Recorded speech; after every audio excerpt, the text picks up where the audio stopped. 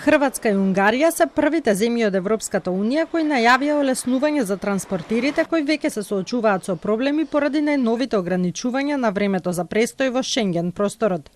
Додека најавите на Унгарија се однесуваат на олеснување само за српските превозници, Хрватска нуди конкретно решение преку измена на законот за странци, со кое што ќе им се овозможи на професионалните возачи од трети земји, кои се формално вработени во компании регистрирани во Хрватска, да добијат долгорочна виза.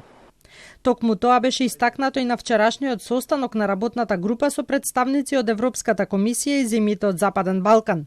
Преодно решение за сега нема.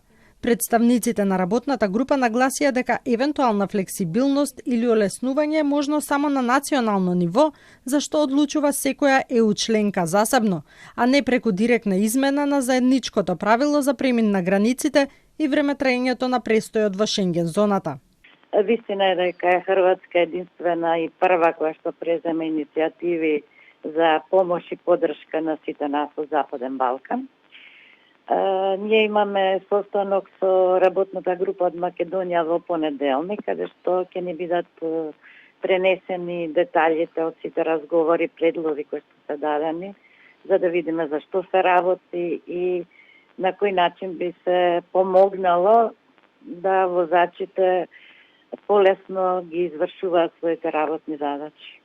Според информациите со кои располага Асоциацијата на превозници, досега само еден професионален возач од Македонија го надминал дозволениот престој за само 3 дена, но тоа резултирало со казна од 150 евра, а Германија му овозможила доброволно да ја напушти државата со можност да го дочека својот колега во кабината на возилото.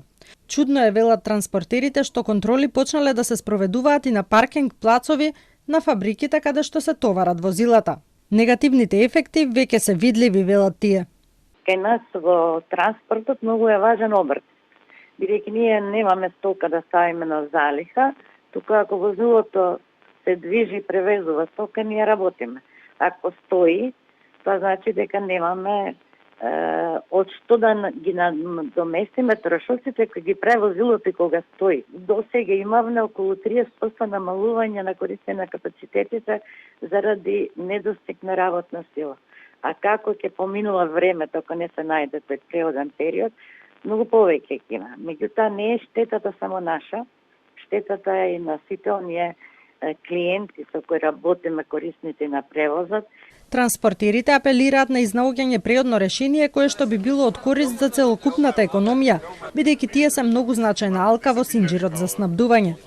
Едно од можните решенија за кои се залагаат е да се изземени од ова правило по примерот со екипажот во бродскиот, железничкиот и авионскиот превоз.